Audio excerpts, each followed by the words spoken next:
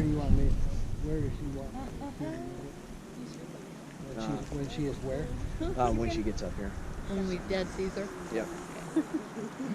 She wants me to go like this. No. Okay. Listen. So much. Yeah, you can play that.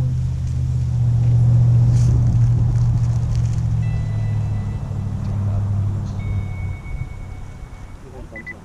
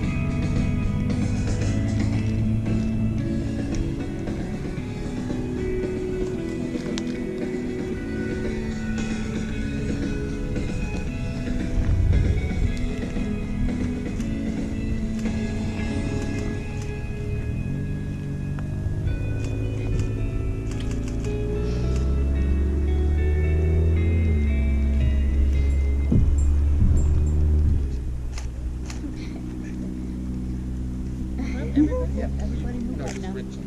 Oh, sorry. As a parent myself, I can't imagine being willing to give away my daughter.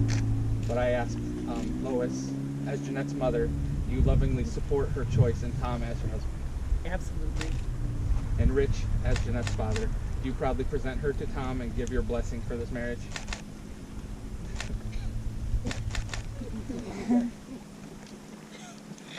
When I started planning what to say today, I looked to great marriages from history, literature, movies, music, more specifically where I thought that Tom and Jeanette may dig inspiration. I'm not sure if many of you know this, but they often travel to a magical tavern in the land of Foon. While the sentiment behind the traditional wedding vow in Foon, I promise not to disappear without warning for months at a time, is satisfactory. Those ceremonies tend to get quite violent, and I don't want to see either of you leave as hunger ghosts today. I could talk about Jeanette as Hermione finding her Ron, or about Tommy as Coheed finding his Cambria. But that would take focus away from the one essential component for a successful marriage, which is love. Many famous authors have written about love, but none capture so purely what Khalil Gibran writes in The Prophet. Then said Alamitra, speak to us of love. Love gives naught but itself, and takes naught but from itself. Love possesses not, nor would it be possessed, for love is sufficient unto love. And think not you can direct the course of love. If it finds you worthy, directs your course. Love has no other desire but to fulfill itself. But if you love, and must needs have desires, let these be your desires. To melt and be like a running brook that sings its melody to the night. To know the pain of too much tenderness. To be wounded by your own understanding of love. And to bleed willingly and joyfully. To wake at dawn with a winged heart and give thanks for another day of loving. To rest at the noon hour and meditate love's ecstasy. To return home at eventide with gratitude. And then to sleep with a prayer for the beloved in your heart and a song of praise upon your lips. I could go through millions of statements defining what love is, but I can't define this specific love here. Only Tom and Jeanette can do that, and they know the definition, and that is why we are here to celebrate. Now, reading from Jeanette's mom, Lois.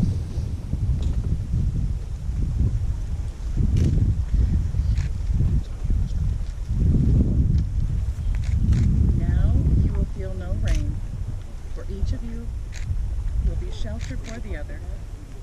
Now you will feel no cold, for each of you will be warm to the other. Now there will be no loneliness, for each of you will be a companion to the other. Now you are two persons, but there is only one life before you. May the beauty surround you both in the journey ahead and through all the years. May happiness be your companion, and your days together be good and long and Tom, do you, with your family as your witnesses, present yourself willingly and with a whole heart to be joined in marriage with Jeanette today? Jeanette, do you, with family as your witness, present yourself willingly and with a whole heart to be joined in marriage with Tom today? Will you promise to care for each other in the joys and sorrows of life, come what may, and to share the responsibility for growth and enrichment of your life together?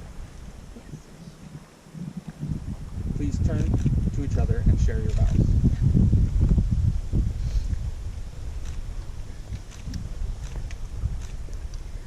You are our greatest teachers.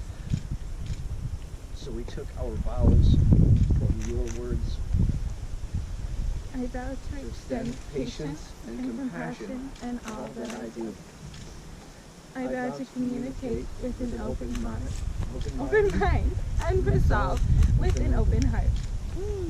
I vow to seek resolution and find forgiveness in my shortcomings. I vow to love you unconditionally. As your companion, I will be by your side evermore.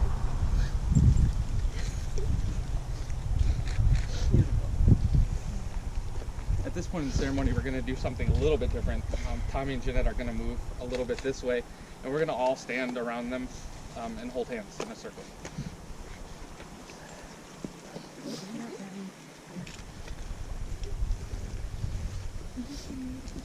Yes, sir.